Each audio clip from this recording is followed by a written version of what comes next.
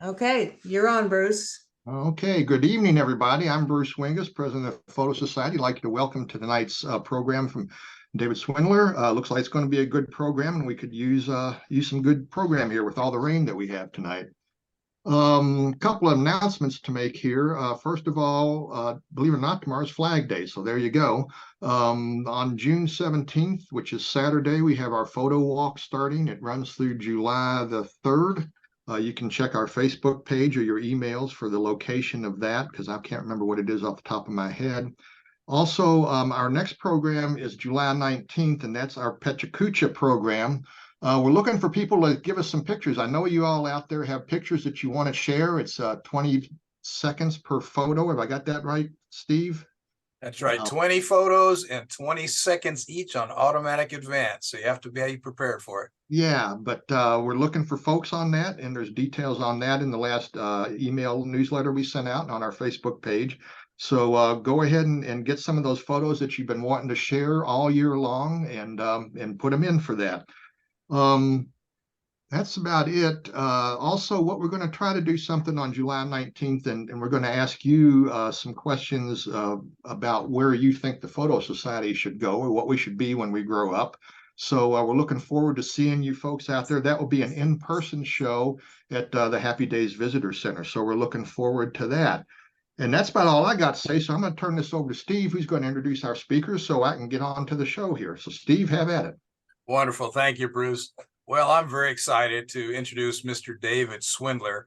I've actually been following him for a while because his photos are so inspirational. I think you're going to agree with me. Just a bit about him.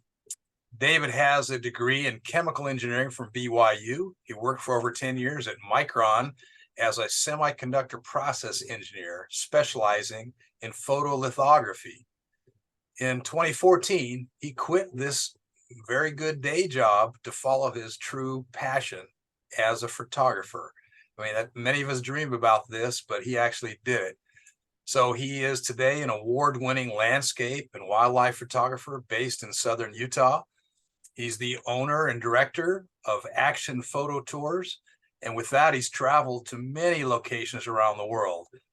For example, Alaska, Ethiopia, Tenerife, Indonesia, Iceland, the Dolomites, India, Africa, and the Antarctic. His specialty, however, is right in his backyard, the American Southwest. He enjoys taking people to remote and beautiful places and helping them take the best photos possible. He's also an accomplished pianist, it turns out.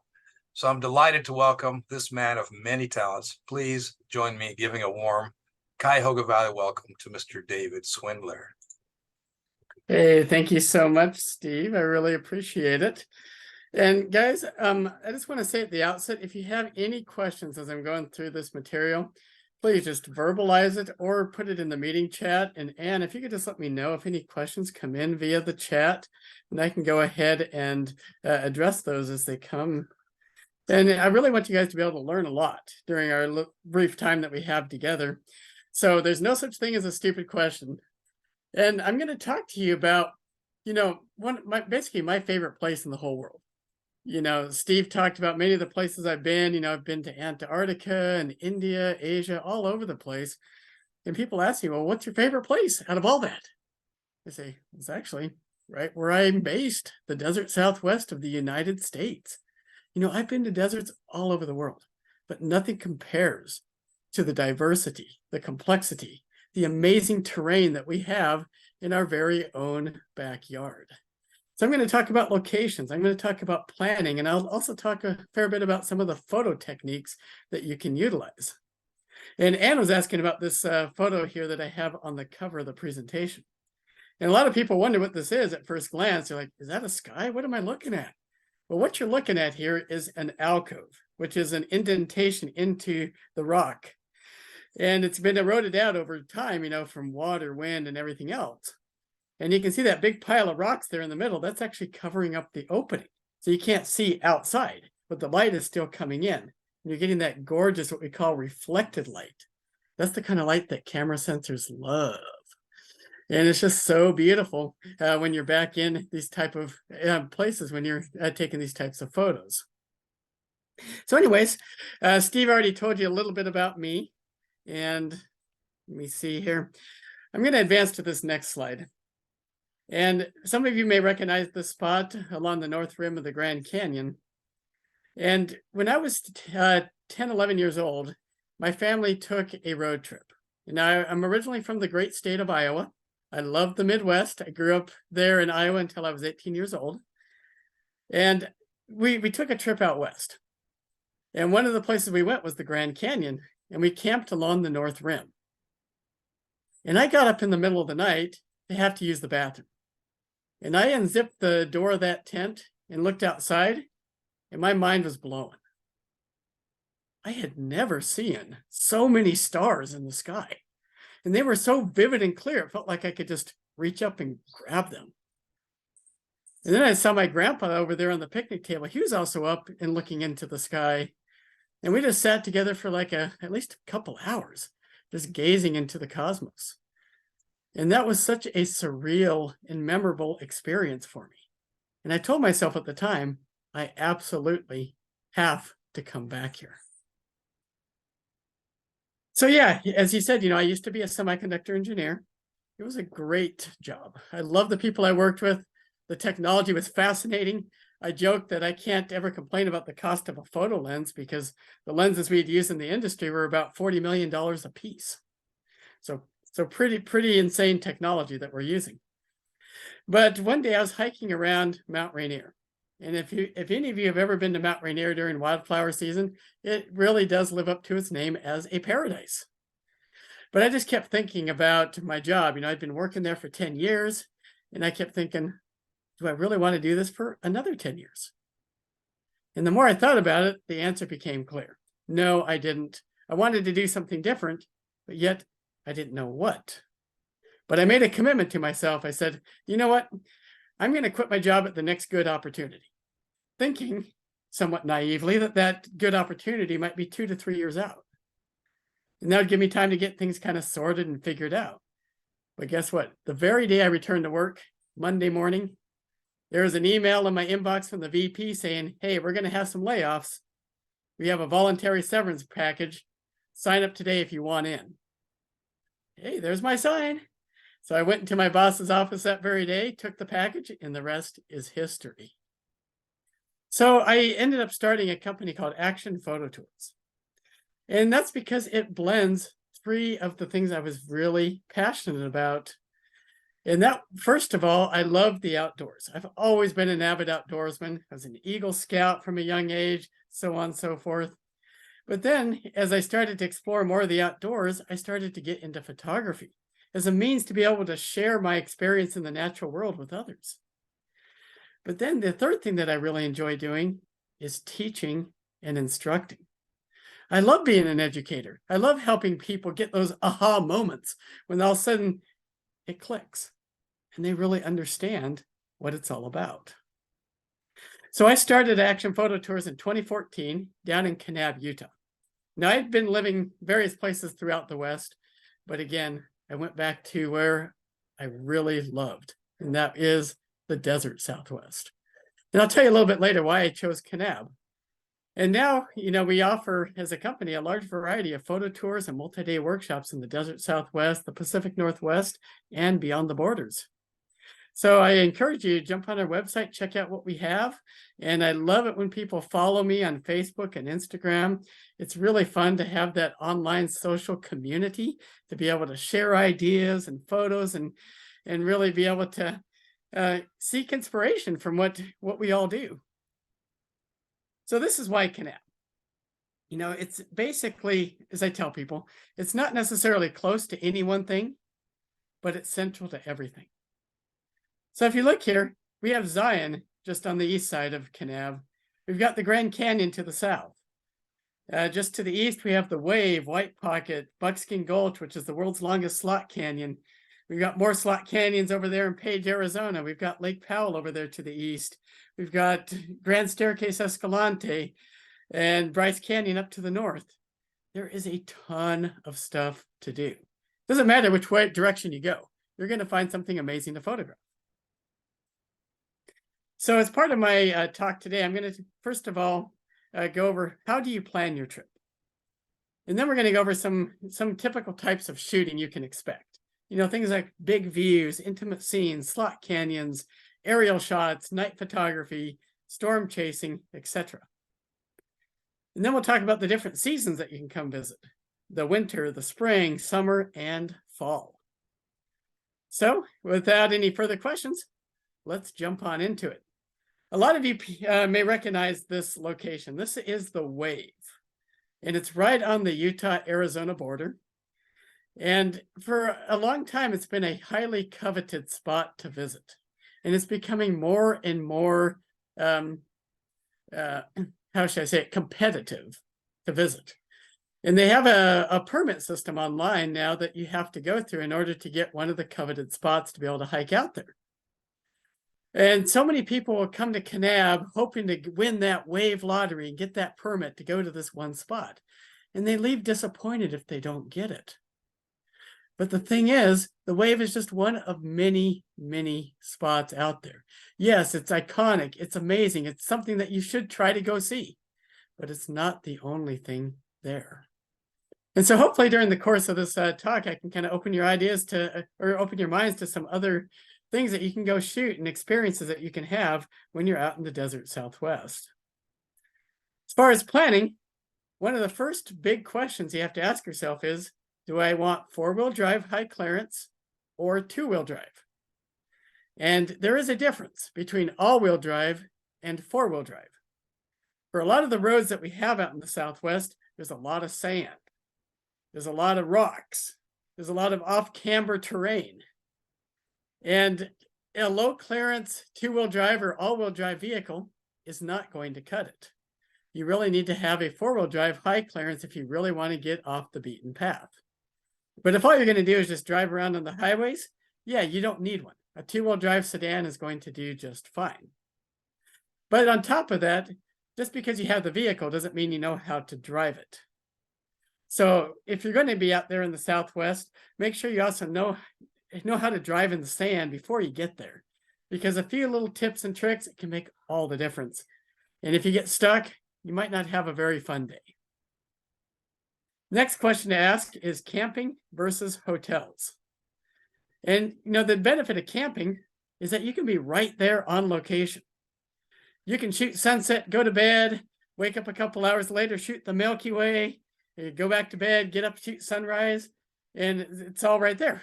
If you're in a hotel, though, you may have to drive a bit further for your sunrise shoot, then back again for your sunset shoot, so on and so forth. And then you have to consider national parks versus BLM land.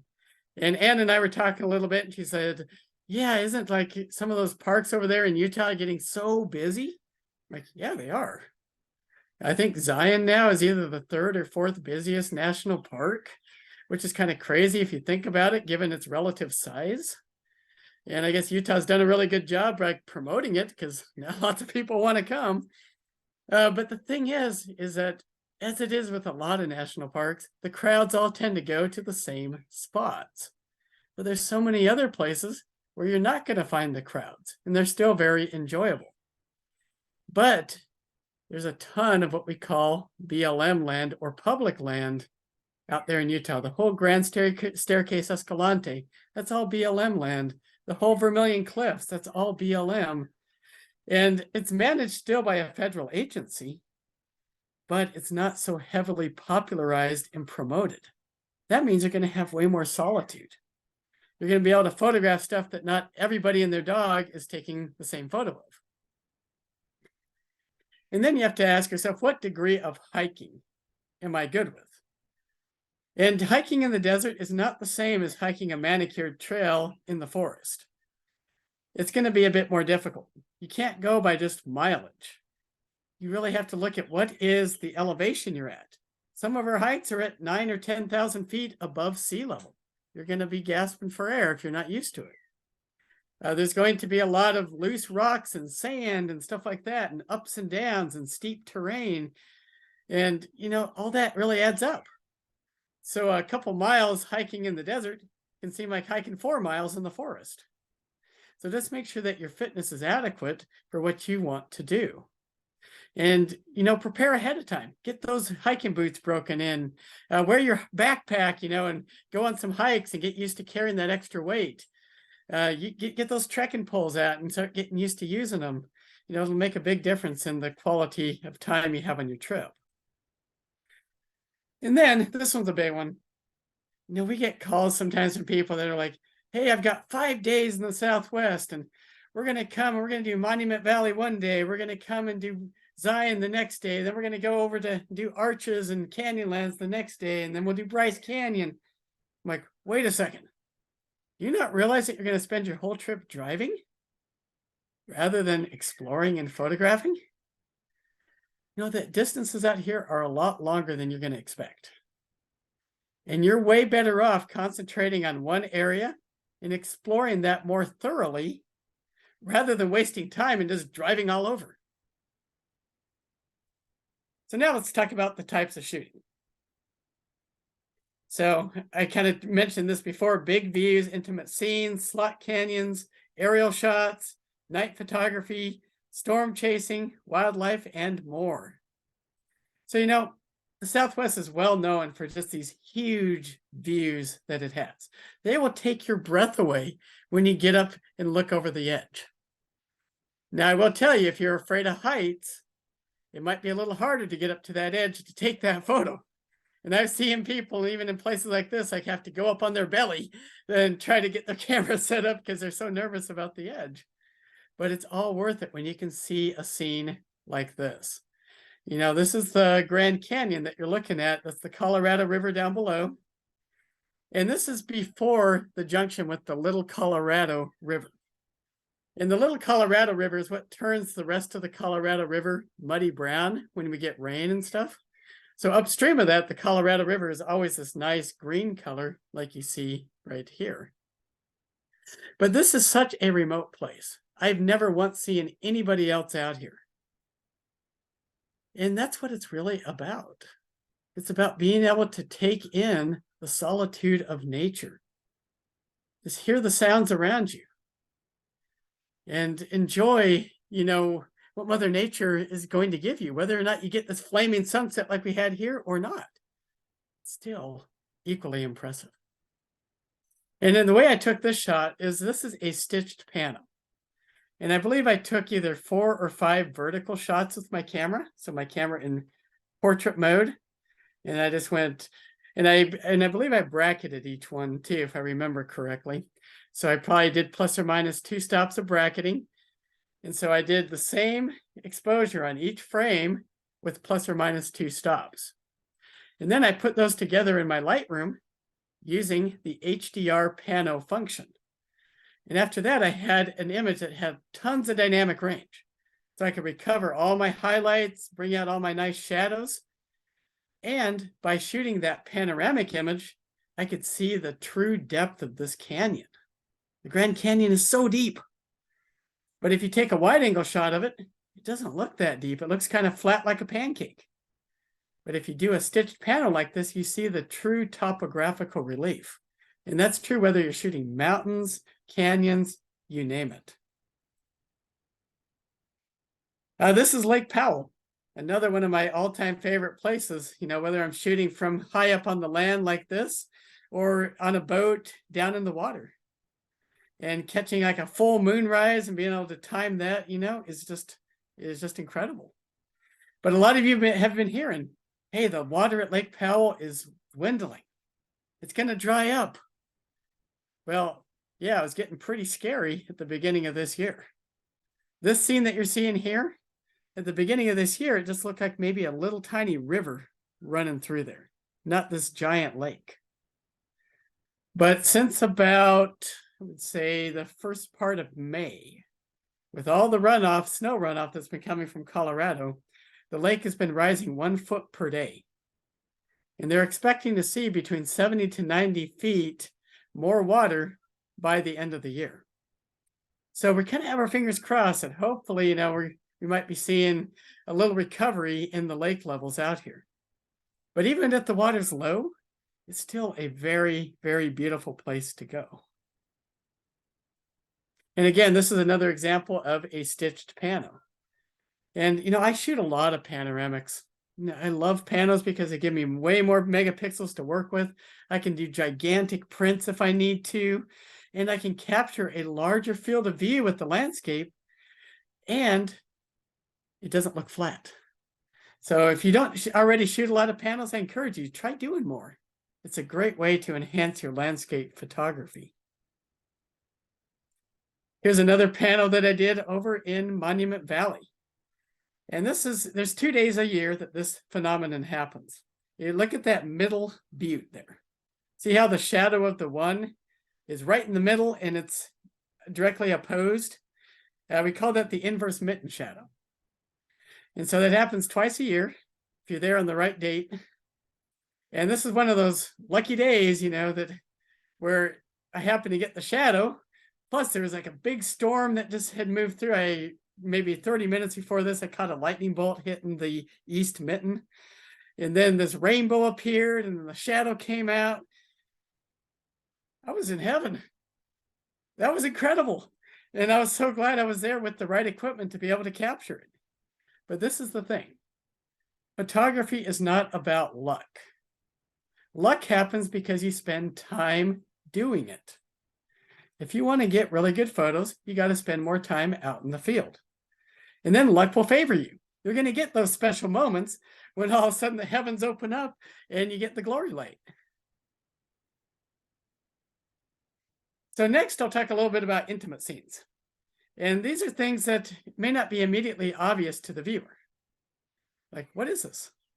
Well, this is a scene from a slot canyon. Yeah, it was a pretty remote slot canyon that we hiked through over in Zion National Park. And yeah, there's the typical slot canyon shots. But I saw this really cool drainage pattern coming out of this clump of grass there in the wall. And that's what made the shot for me. Here's a shot from the Grand Canyon. Most people would never know that that's the Grand Canyon. Again, it's more of an intimate scene. And I like finding these cool and like more unusual perspectives. Because for me, that's how I express, my vision as an artist. Or something as simple as mud cracks. These are really neat mud cracks that we found because the reason why they look so textured and three-dimensional is because we have light coming from 2 different directions. And that's why they have that really neat look to them.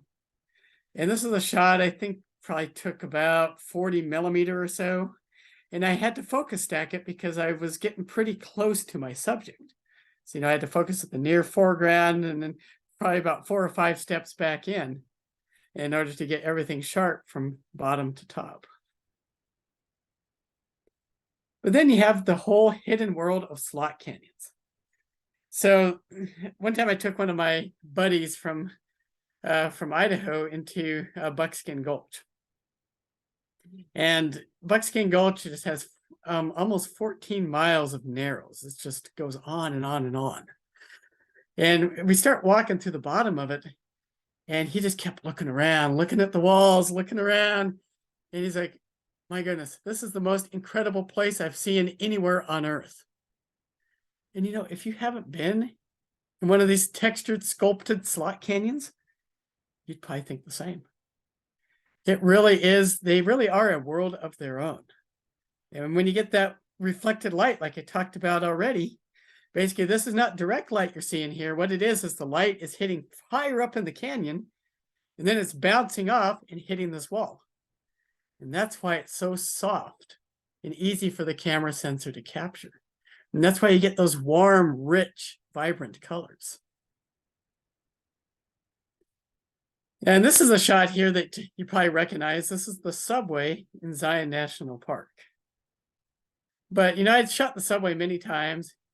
And a friend came over to visit one weekend, and we're kind of thinking about some ideas. And like, hey, what if we went and shot the subway at night?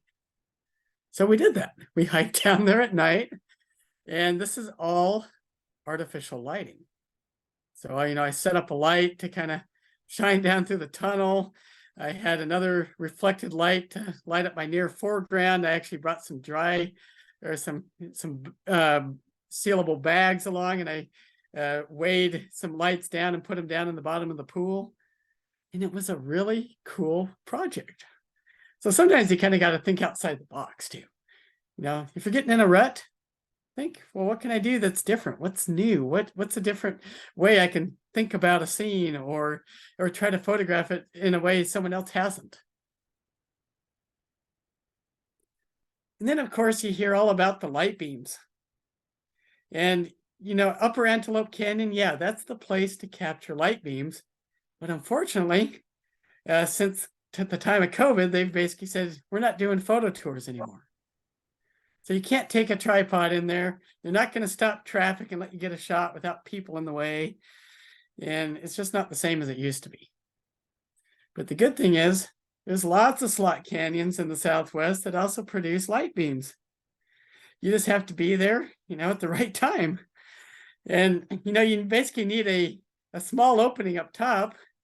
And generally, there's enough dust in the air that that beam is going to be nicely illuminated as it kind of comes down and enters into the space of the slot canyon. So this is not Antelope Canyon. This is just one of many slot canyons that we have all throughout southern Utah. And then our slot canyons aren't always orange. You know, I've been through some slot canyons down there that look like you're in New Zealand. They're so green and so verdant and mossy. So there's so much variety. There's tons for you to explore. And then you have aerial shots. Now, you can take aerial shots, obviously, by going up in a plane or a helicopter. But now it's a lot easier because you can buy drones. And I know there's kind of this love-hate relationship with drones and photographers. Some photographers love them, others could hate them, and they hate the sound they make and everything else. You know, with any tool out there, it has a place and a purpose. And the drone allows you to see perspectives you could get almost no other way in many cases. And the great thing about the Southwest is there's a lot of places that you can still fly one because there's a lot of what we call that BLM land. And unless it's a wilderness area, guess what? You can go fly that drone. Now, you can't fly in like the national parks or like national recreation areas and those kind of places. But anywhere else, hey, it's fair game. And then you can see cool stuff like this. So these are some badlands. And what you're looking down on are the erosion patterns from when we get the rain. So when it rains and stuff, the water channels and it flows in these fractal-like patterns. And then you get all the different colors in the badlands as well. And, you know, I've had people buy this kind of stuff to hang as like abstract art in their home. Because, you know, that's the kind of quality it can have. Here's a very tortuous, twisting slot canyon. It's not really a slot canyon. It's more just a riparian canyon in the Grand Staircase Escalante. And I did a drone panel to be able to capture this. So the drones, they not only can shoot some great images, but if you shoot a panoramic image with one, I can get a 50 megapixel shot. I can do a lot with 50 megapixels. And so another idea to consider with your drone is also take more panels. But it's just so cool when you can see like the shapes of the landscape and the forces of erosion and everything from that higher perspective. And this is one of my all-time favorite areas in central Utah. This is around the town of Hanksville. You're looking at Factory Butte back there. This is probably one of the best places to fly a drone anywhere in the whole world. It's just incredible. You know, I was maybe like 700 feet above land here when I took this shot. And it's just so otherworldly. And when you get that upper perspective, all of a sudden you see just the endless array of these badlands and the hills and the shadows and the textures, and it becomes so three-dimensional. And not only for photos, but it's incredible for video too. And so if you don't have a drone or you're considering one, you know, they are not hard to fly, especially the newest ones. They put all these sensors on them. They actually make them pretty hard to crash, to be honest with you.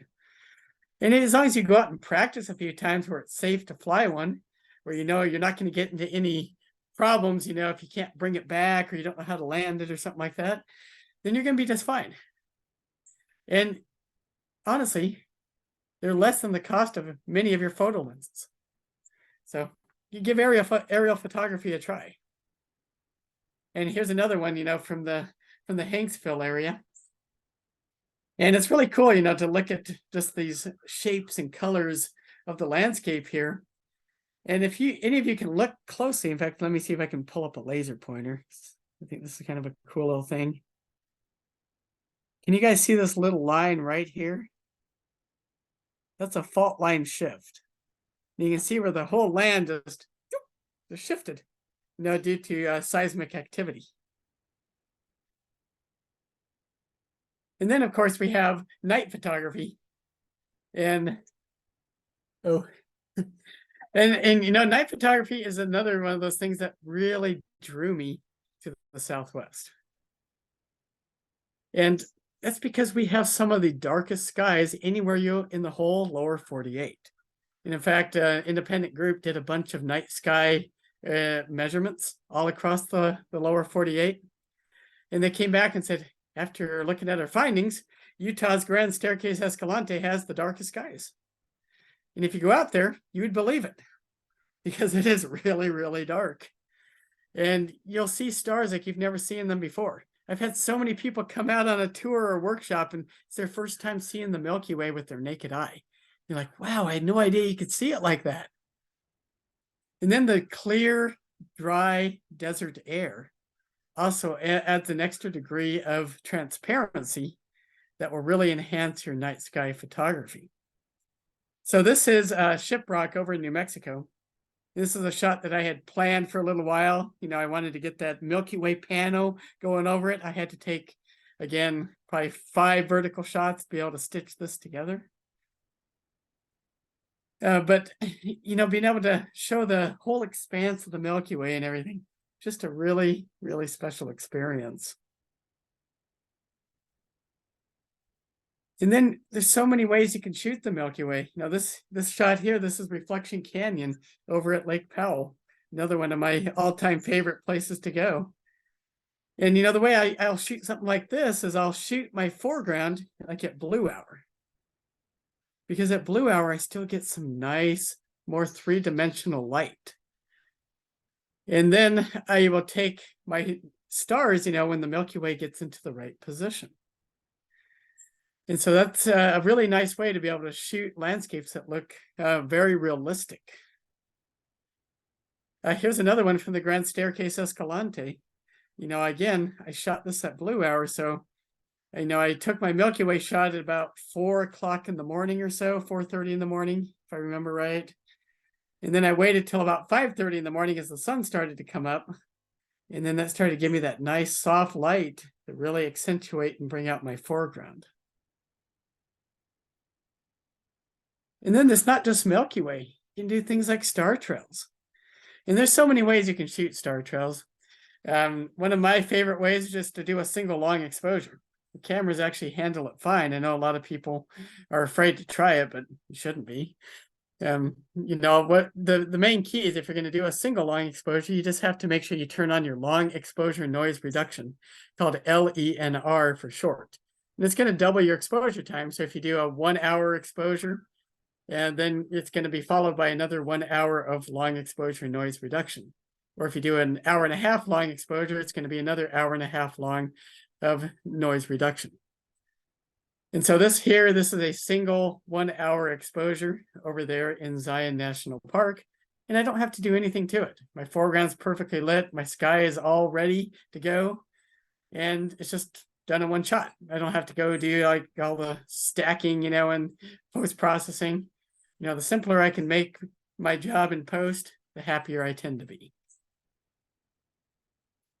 And then I love moons. Moons are a lot of fun. This image you see here on the left, a lot of people think that's a full moon. But guess what? If that was a full moon, would you see any stars? You wouldn't see very many. No, that's only about a 10% moon. But because the moon is such an order of magnitude brighter than the stars, it blows out as if it was like a full type of moon. And so, yeah, you can shoot all types of moons. You know, it doesn't have to be full. It can be a crescent. It can be 25%, 50%, so on and so forth. But my rule of thumb is if you really want to see stars, the moon cannot be any brighter than 25% illuminated. Otherwise, it starts kind of looking like daytime. Then, of course, getting out the telephoto lenses and capturing that full moon when it comes up. That's another really special moment. And I love being able to use my photo pills and find out, okay, when is that full moon going to rise right at sunset, or when is it going to set right at sunrise? Those are the money times to go out and plan your locations. And then in the Southwest, we get a lot of storms, especially during what we call the monsoon period. And the monsoons, they tend to start, it varies, but kind of mid-July all the way till about mid-September. And what happens is we get a lot of convective heating during the morning hours. And that really starts to brew these storms. You know, they get bigger and bigger, and the cumulonimbus clouds start to grow higher and higher. And then by kind of mid to late afternoon, a lot of times these storms start to unleash. And you get that moisture that starts drawing up from down in the ocean and starts coming up inland. And, you know, storm chasing is an art. You know, if you really want to go out and go do it, it's best to go take some classes, take a workshop, learn from somebody who knows how to do it. If you just try to do it by reading a radar or something, you're going to be frustrated. It's really not as easy as you think. But when you do get yourself in the right spot, you can capture some amazing images. And I remember at this spot, you know, we had this huge double rainbow that just appeared. But then the storm was on us. So it was starting to rain. We're like, okay, we can't shoot here. So we jumped back in the vehicles and we started having to haul the other direction. And we're able to get out in front of it. We all jump out as fast as we can. We're all sitting up. And, you know, I have my lightning trigger on top because that's what you need to be able to capture lightning when it's still light outside, like during the daytime. And, you know, we're still getting a little pitter patters of rain, and I've got my blower in one hand, and, you know, I keep blowing off the raindrops as fast as I can and hoping that a lightning bolt doesn't hit, you know, when my hand's in front of my lens. And afterwards, when I looked at my images, I was so happy when I saw I got a bolt and my hand wasn't in front and there's no water droplets, and it's just one of my all-time favorite storm images. This is uncropped. This is a full frame capture. And it, again, just shows the incredible lightning you can get out there, especially around like sunset time when, you know, you get the colors and everything else going on in the sky. And then if you're lucky enough to be somewhere with a really cool foreground, then it's even more magical. This is out at the Grand Canyon. And I was exploring a new area that I'd never been before. And there's nobody out there. I had the whole place to myself. And I'd been out there setting up for some sunset shots, but I noticed the storm starting to move in. I was like, oh, I better stay. So I stayed put, and shortly after sunset, I started seeing the rain shaft appear. And so I started doing these back-to-back exposures. That's what you can do when it starts getting darker like this. You don't have to use a lightning trigger anymore. And so this was about a 5-second exposure. So I was doing like back-to-back 5-second exposures. And any lightning that happens, I'm pretty much going to capture it. Because, you know, the only time that the camera's not exposing is just when it's clicking to the next frame to take the next shot. So yeah, this was about a 5-second exposure, caught the lightning bolt, and then I packed up my gear and I started walking back. And before I could even make it back to the car, next thing I knew it, I was in a downpour. And I got so drenched, but I tell you, I was so happy. It didn't matter one bit. Then, of course, you have wildlife. And wildlife in the Southwest is not as prolific as in other places. But, you know, you still have a lot more than you'd think. You know, these little great horned owlets, you know, they were just outside where I live there in Kanab. You know, we've got bighorn sheep. We've got bobcats. We've got lots of mule deer. People come from all over to photograph the mule deer. We've got pronghorn, We got the California condors, that are an endangered species. We've got eagles and golden eagles and lots of owls. There's plenty to keep you busy. And of course, lots of wild horses as well. And occasionally we have some more domesticated wildlife too. This is out at White Pocket in the Vermilion Cliffs. And if you ever want to see some of the most bizarre rock formations in your life, you got to go see White Pocket. It's one of those places where if you don't have high clearance four-wheel drive, you're going to have trouble getting out there. But it's totally worth it. And one time I was out there with a group and I heard a noise behind me and I turned around and this cow walked right behind us. They have some free range cattle in places out there in the desert. And he happened to be wandering around on the rocks. And he held really still and I just turned around and I took a 1 second exposure and he held still enough for the whole time. So, that's always a fun memory as well. And then as you see some even more bizarre wildlife, like there's an alpaca out in the middle of the Arizona desert. And I ended up learning from one of my Navajo friends that one of the local Navajo had tried to have some of these alpacas on his land and they didn't domesticate well, so he just let them loose to the wild. So kind of a fun little story. So let's jump in. When to visit. I think we do have one question in the chat. I can't really see it since I'm in full screen mode, or screen sharing mode, but Yeah, it says not much cover from those bolts. oh yes, I see it there. Yeah. You don't want to let storms get too close, that's for sure. And yeah, we weren't staying too much longer after that. We were packing up and hightailing it out. So when to visit? Winter. Winter is actually one of my favorite seasons. And I'm going to turn off this laser pointer here so I can actually advance it. The pros of winter is that it's the least crowded. You have cheap lodging and you have much easier access to permits. Like if you really want to win a permit to the wave, it's way easier in the winter than any other season. You have the possibility of snowy landscapes. You have cooler daytime temperatures. But the cons, the dirt roads may be impassable. There's a very high possibility if we've had some precipitation. Very cold temps are possible. I've been up to Bryce Canyon when it's been 20 below zero. There's certain locations may not be open, like the North Rim of the Grand Canyon. That's closed from December 1st until usually about mid-May. This year it didn't open until the 1st of June because they had so much snow.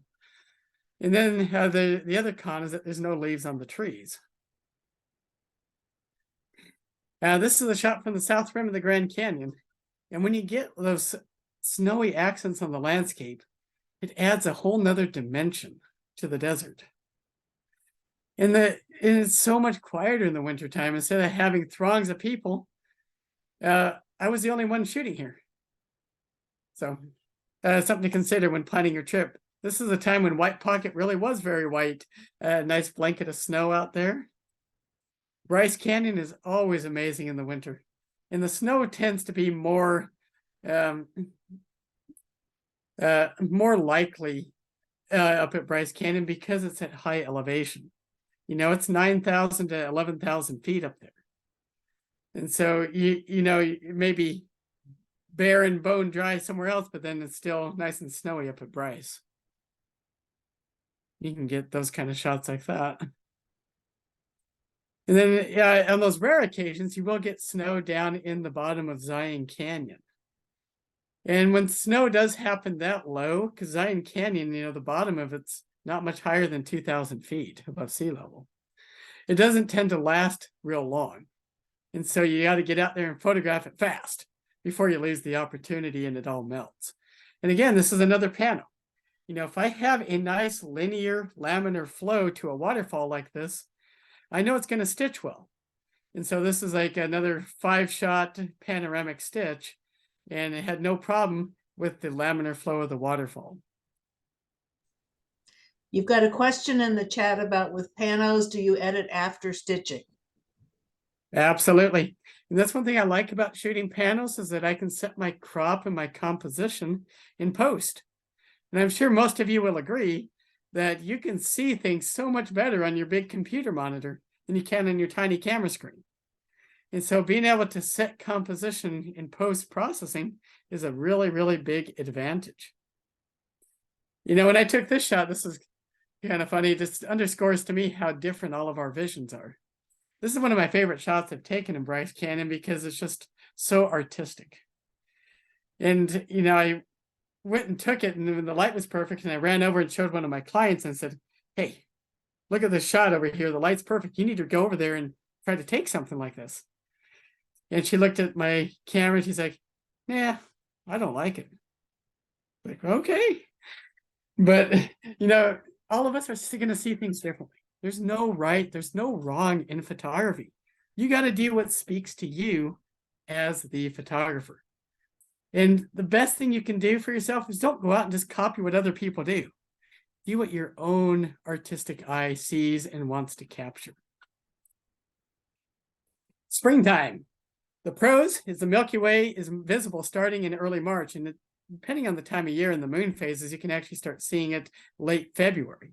And it's great for panoramas, you know, in that early spring period.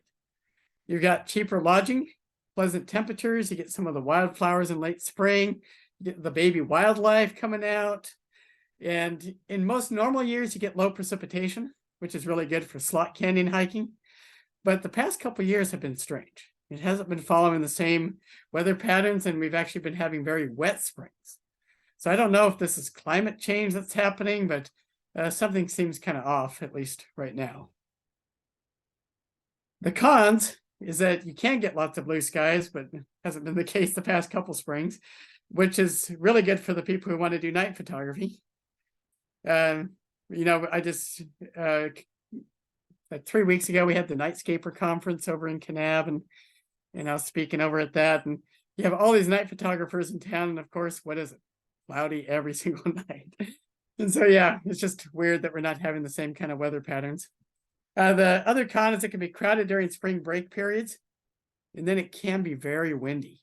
That spring is when we get the most wind. And it can be miserable out there if you're getting hammered with 50-mile-per-hour winds, gusts to 60. No good. And then there's no leaves on the trees until late April. And then a lot of the water hikes may not be accessible. You know, somebody was like really annoyed the other day when they called my office. They're like, what, I can't hike the Narrows? I'm like, no, the Narrows are closed because there's too much water. And so, yeah, you just have to understand that, you know, there's seasonality to a lot of these things. But here's Lake Powell here with the Milky Way arcing over it. And no, I don't have the world's most powerful lights. The way that the foreground is lit up there in the middle, that's actually light pollution coming from a nearby town. So it's awesome when, you know, you can capitalize on light sources like that to really enhance your night photography. And then here's the wave. The springtime is a great time to go hike the wave. And this is different from the typical shot you see of it. Again, you know, I try to think, well, what's something unique? What's a different way I can express my vision? And I actually shot this one with a 15mm fisheye, believe it or not. Or when we get the wildflowers that appear, you know, this year was one of those super blooms that happened maybe only once a decade because we had such a wet spring. And yeah, there's this tons of flowers just sprouting up everywhere. It was absolutely incredible. And it's also a great time to go photograph those slot canyons because you don't want to hike a slot canyon when there's any risk of rain. They are so dangerous. And in fact, in one of the slot canyons near Kanab this spring, because it has been so rainy, they've had like 4 or 5 deaths. So it's not something to be taken lightly. Flash floods do kill. Or you can do fun things like this. You know, I love it when the Milky Way is just low on that horizon, like in early March, you know, capture it with like very different looks than you can other times of the year. Let's move on to summer. The pros, the Milky Way is visible most of the night. That's when you start, like I said, getting those late summer monsoons, get those storm chasing opportunities. The trees are nice and green. Most of the roads and parks are accessible, and there's far less wind. The cons is it can be very crowded. You know, it's when all the families are also traveling. It's when all the people come over from Europe, get a lot of people coming from Asia. You also have the potential for hot temps and strong sun, and you have to carry lots of water on your hikes.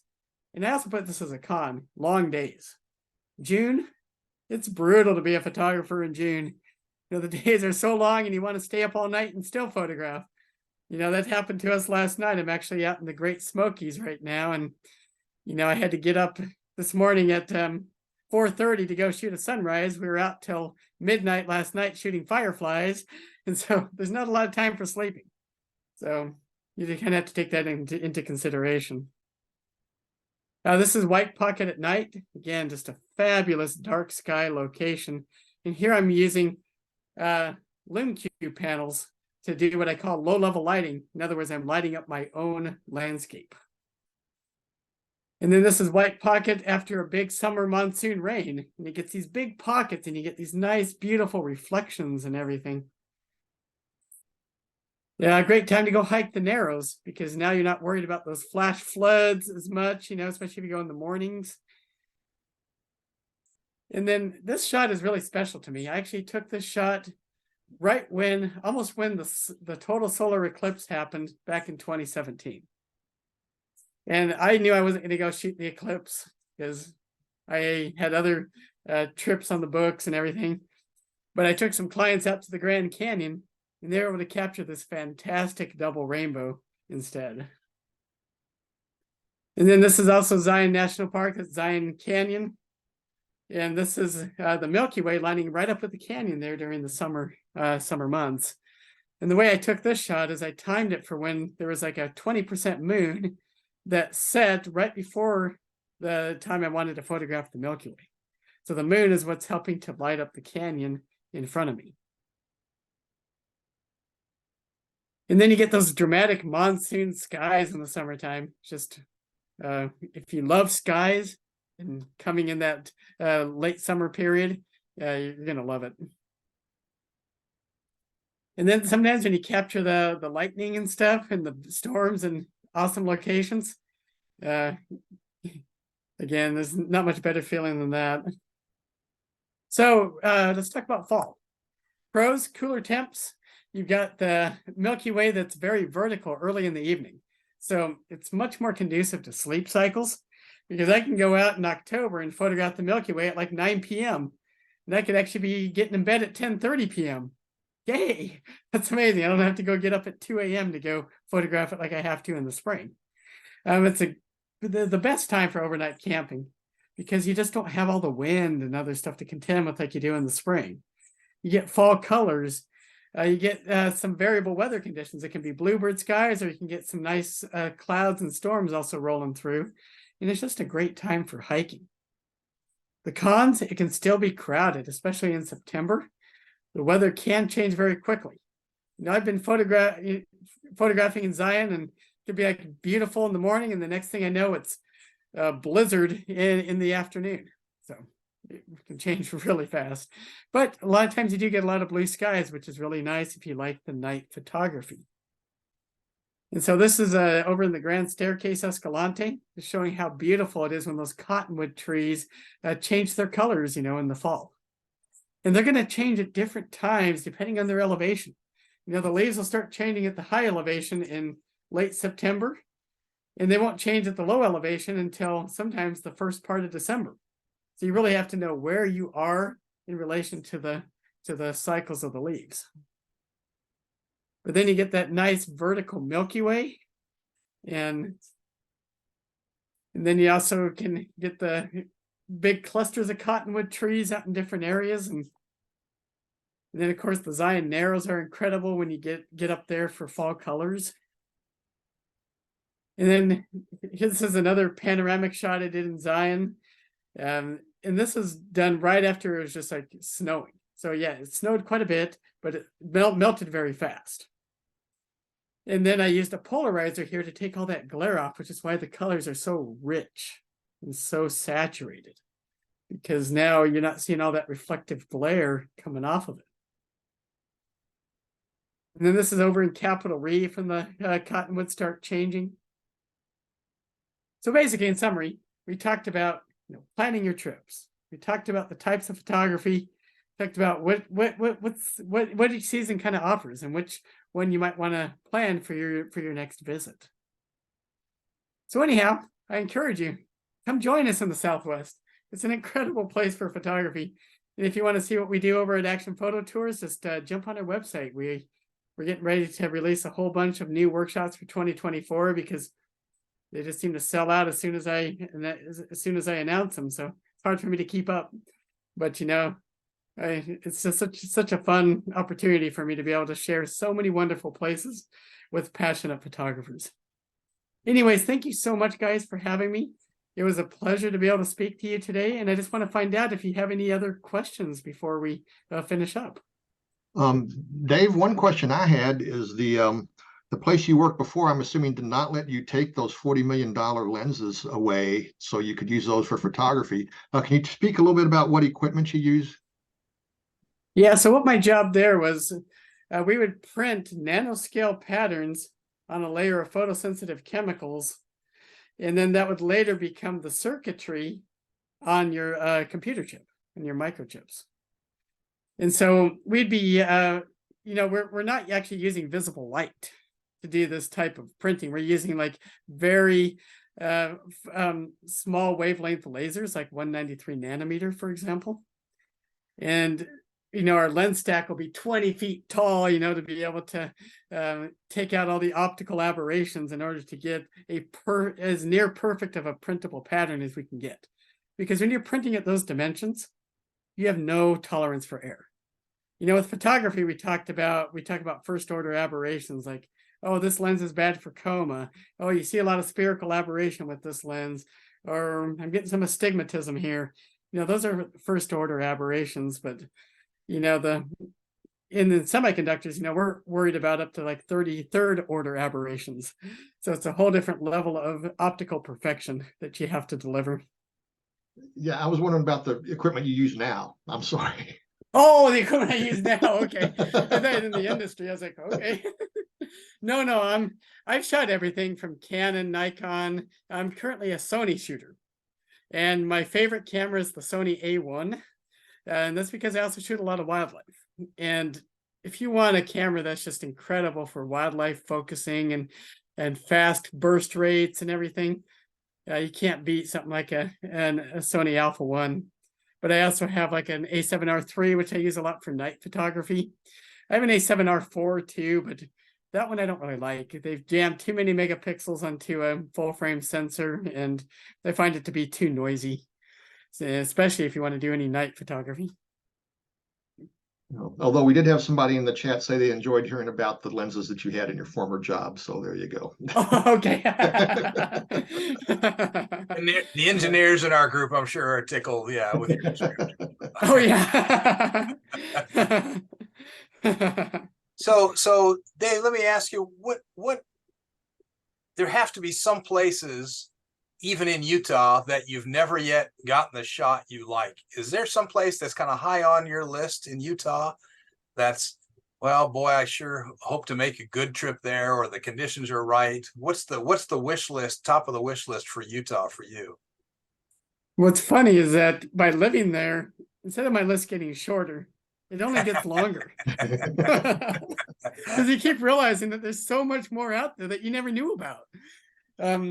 No, there's a lot of stuff I really want to photograph out there. Like there's these really neat rock formations that we call Ed Mayer's Secret.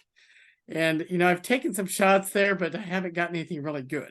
So I can't wait when I get time, which almost never happens, it seems, anymore. I'm so busy.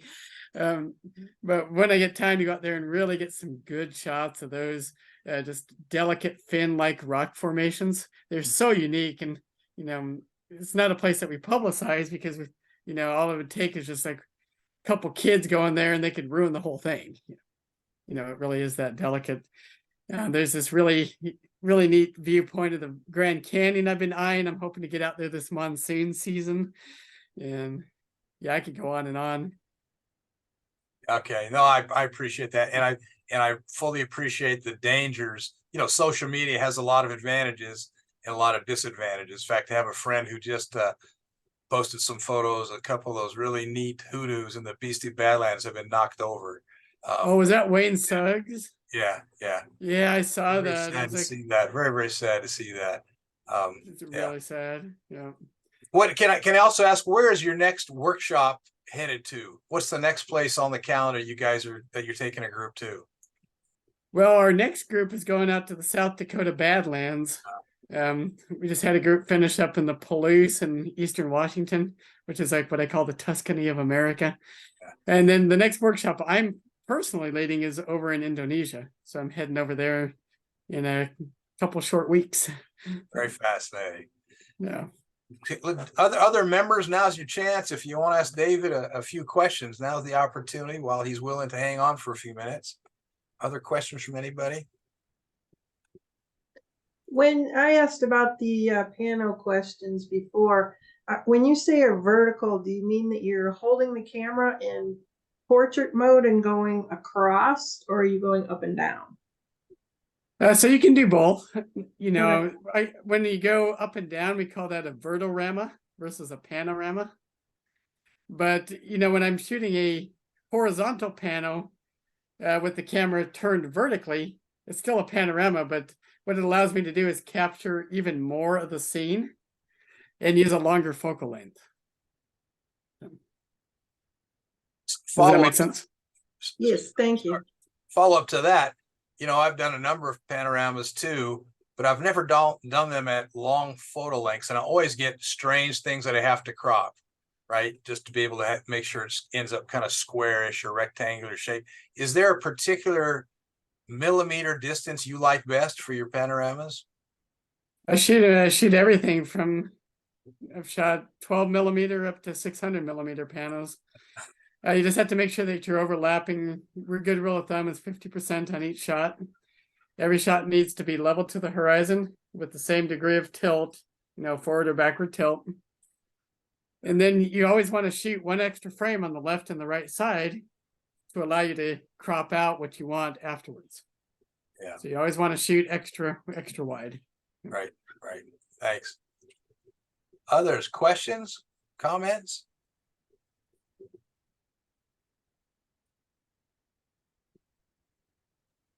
I just want to say that I love your enthusiasm and your love for all of this. You're a great speaker. Thank you. Oh, thank you so much. Hey guys, I really appreciate you having me. It was a lot of fun, and yeah, I hope to run into you somewhere out there. The great thing I love about photography is it's a very small world. And so it seems like you keep bumping into people all the time. So. Well, very inspirational. Thank you so much. Bruce, do you have some other closing comments for us? No, just thanks for the presentation, Dave. The only question I had is I believe Steve mentioned you play piano. Is that correct? Yeah, that's correct. And so if we ask you to play a song, what would you play? Ooh, one of my favorite pieces is by Franz Liszt. It's called Un Sospiro. Okay, well, I'm glad we got that out of the way too then. Just curious about that from the beginning. Yeah. But thank you, everyone. It's been a good program tonight. And like I said, we've got the Pechacucha coming up next month. Dig into your files and get some pictures out for that. And again, thanks, Dave, and we'll see you all next month. So long, everyone. Thank you very much, David. Really appreciate it. Thanks. Thank you.